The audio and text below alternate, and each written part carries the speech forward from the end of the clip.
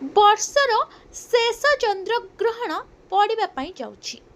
ତେବେ ଚଳିତ ବର୍ଷର ଶେଷ ଚନ୍ଦ୍ରଗ୍ରହଣ ଆମ ଦେଶରେ ପାଳିତ ହେବ କି ନାହିଁ, ଏହି ଚନ୍ଦ୍ରଗ୍ରହଣରେ କ'ଣ ସବୁ କାର୍ଯ୍ୟ ଆପଣମାନେ କରିବେ ଏବଂ ବିଶେଷ ଭାବରେ କିଛି ରାଶିର ବ୍ୟକ୍ତିବିଶେଷମାନଙ୍କ ପାଇଁ ଏହି ଚନ୍ଦ୍ରଗ୍ରହଣ ବହୁତ ଅଧିକ ଶୁଭ ଫଳ ଆଣିବା ପାଇଁ ଯାଉଛି।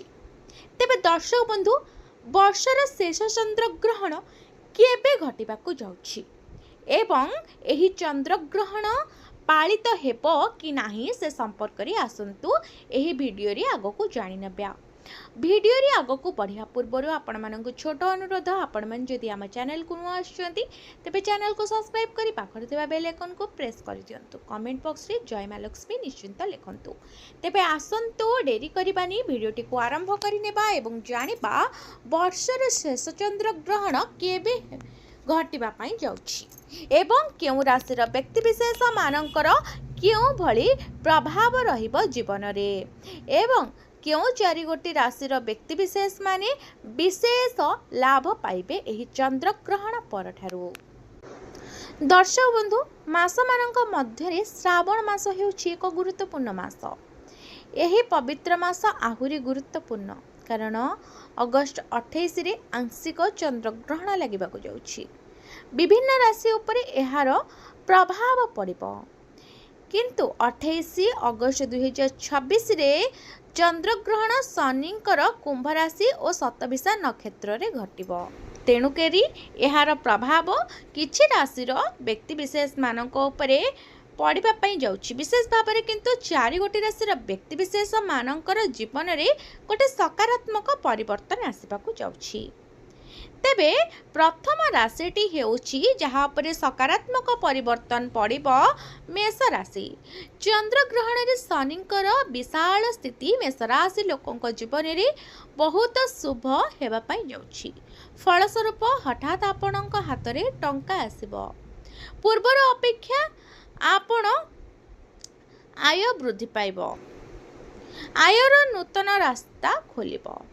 କର୍ମଚାରୀମାନଙ୍କୁ ପଦୋନ୍ନତି ମିଳିପାରେ। ଆପଣଙ୍କୁ ଭଲ ଖବର ଅକସ୍ମାତ୍ ମିଳିପାରେ। ଦ୍ୱିତୀୟ ରାଶିଟି ହେଉଛି ବୃଷ ରାଶି। ବୃଷ ରାଶିର ଲୋକଙ୍କୁ ଶନି ଆଶୀର୍ବାଦ ଦେବା ପାଇଁ ଯାଉଛନ୍ତି। ଏହି ସମୟରେ ବ୍ୟବସାୟ ବହୁତ ଭଲ ଚାଲିବ ଆପଣମାନଙ୍କର। ବେକାର ଲୋକମାନେ ଚାକିରି ପାଇପାରନ୍ତି ଓ ପ୍ରଚୁର ଟଙ୍କା ରୋଜଗାର ମଧ୍ୟ କରିପାରନ୍ତି। ଆପଣ ବ୍ୟବସାୟରେ ବହୁତ ଟଙ୍କା ରୋଜଗାର କରିପାରିବେ। ଆପଣଙ୍କୁ ଅନେକ ନୂତନ ସୁଯୋଗ ମିଳିବ। କାମରେ ଆପଣଙ୍କର ଦାୟିତ୍ୱ ବଢ଼ିବ। ସମସ୍ତେ ଆପଣଙ୍କ କାମକୁ ପ୍ରଶଂସା କରିବେ। ତୃତୀୟ ରାଶିଟି ହେଉଛି ତୁଳା ରାଶି। ତୁଳା ରାଶିର ଲୋକଙ୍କ ପାଇଁ ଭଲ ସମୟ ଆସିବା ପାଇଁ ଯାଉଛି। ପାରିବାରିକ ମାମଲା ଓ ଜମି ଘର ସମ୍ବନ୍ଧୀୟ ମାମଲାରେ ଆପଣଙ୍କୁ ସଫଳତା ମିଳିବ। ଯଦି ଆପଣ ଶାନ୍ତ ରୁହନ୍ତି ତେବେ ଏହା ଆପଣମାନଙ୍କ ପାଇଁ ବହୁତ ଭଲ ରହିବ। ଜୀବନରେ ବିଭିନ୍ନ ସମସ୍ୟାର ସମାଧାନ ଆପଣମାନଙ୍କର ହୋଇପାରେ। ଚତୁର୍ଥ ରାଶିଟି ହେଉଛି ମିଥୁନ ରାଶି। ମିଥୁନ ରାଶିର ବ୍ୟକ୍ତିବିଶେଷଙ୍କ ପାଇଁ ଜୀବନ ପୂର୍ବାପେକ୍ଷା ଭଲ ହୋଇପାରେ।